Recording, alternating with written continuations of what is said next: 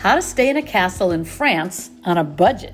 Imagine waking up in a French chateau built over 500 years ago, walking down the staircases once used by kings, and dining on dishes paired with wine that's been produced here since the Middle Ages. It sounds like something reserved for royalty. But what if I told you that it costs about the same as a standard Paris hotel? Well, today I'm taking you inside 3 incredible castles in France that you can actually stay in, complete with history, events, food, and insider tips to make your trip unforgettable. Castle number 1 is the Château de Jallanges in the Loire Valley. Our first stop is the Loire Valley, a UNESCO World Heritage Site and the political heart of France during the Renaissance. Between the 15th and 16th century, French kings relocated their court here, and nobles raced to build the most extravagant estates. Château de Jallanges was built in 1465 under King Louis XI. It survived the French Wars of the Religion in the 16th century and entertained royals and nobles for centuries. Restored in the 20th century, it now functions as a boutique hotel. Rooms here start at just $150 a night, and often with breakfast included. Jallanges is also known for incredible events, from art exhibitions in the summer to Journées de Patrimoine every September, when French heritage sites open with special tours. It's a popular wedding venue and hosts classical concerts in its gardens.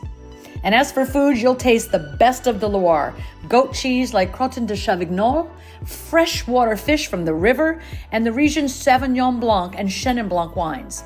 Don't miss the local dessert tarte tatin, a caramelized apple tart that was invented in this region. Castle number 2, Château de Mercuès, Cahors Region. Next, we head southwest to the Loire Valley, where Romans planted vines over 2,000 years ago, where banking wealth in the Middle Ages made Cahors a powerful town. It was here that Jacques Doucet was born, and he later became Pope John XXII, the second Avignon Pope. Perched above the valley is Château de Mercuès, built in the 13th century as a fortress and later home to the bishops of Cahors. The bishops ruled as both religious leaders and feudal lords, controlling land, wine, and politics. And during the 100 Years' War, this castle was a strategic prize, fought over by English and French forces. Today, you can stay in this tower for about $215 a night. And it isn't just a hotel, it's a wine estate. So guests enjoy tastings of award-winning Malbec, the same grape grown here since the Middle Ages. And in September, you can even join grape harvest activities. The Chateau's Michelin-star restaurant is legendary.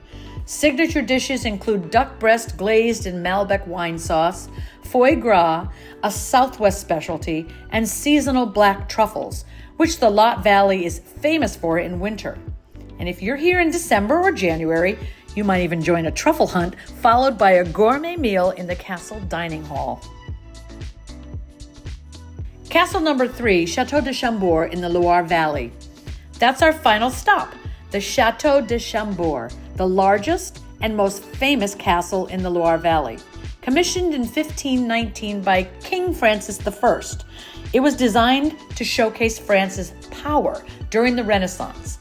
Its double-helix staircase, often attributed to Leonardo da Vinci, is one of the greatest architectural marvels of Europe. Chambord was never a defensive fortress.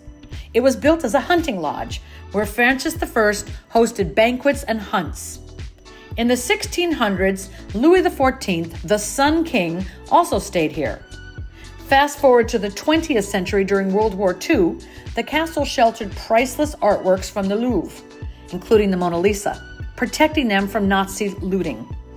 Now, while Chambord isn't a hotel, it anchors the story of the Loire Valley, and visitors can attend summer sound and light shows projected onto its facade, autumn hunting festivals, and Renaissance fairs in June. And you can just stay in a nearby chateau that will let you sleep in the same region where kings and generals once roamed. If you visit in December, the chateau is decorated for Christmas, which is truly a magical sight. So why so many castles? Well, there are so many castles in the Loire Valley because between the 1400s and 1600s, the region became the center of French royal life.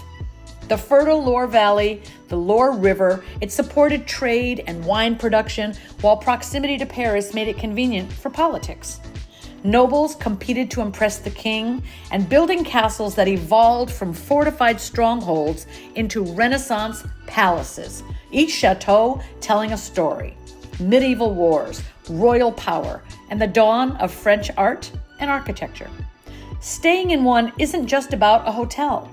It's literally about stepping directly into French history. Let me give you some budget travel tips to make these stays affordable.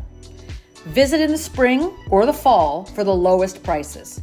If you travel midweek, you'll also get better rates. Search Chateau Stay on Booking.com or Airbnb Luxe. Many include breakfasts, wine tastings, or guided tours in the nightly rate. And if you're traveling friends, it makes it all more affordable because you split the cost, making luxury even more budget-friendly.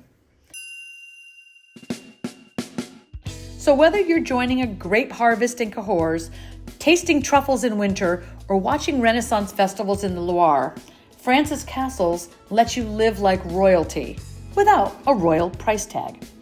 And if you loved this, make sure to watch our next video in the castle playlist where we head to Germany, a land with over 20,000 castles, many of which you can stay in for just about $100 a night. And subscribe to the Frugal Aristocrat for more ways to turn your life and your travel dreams into luxury experiences on a budget. See you in the next video.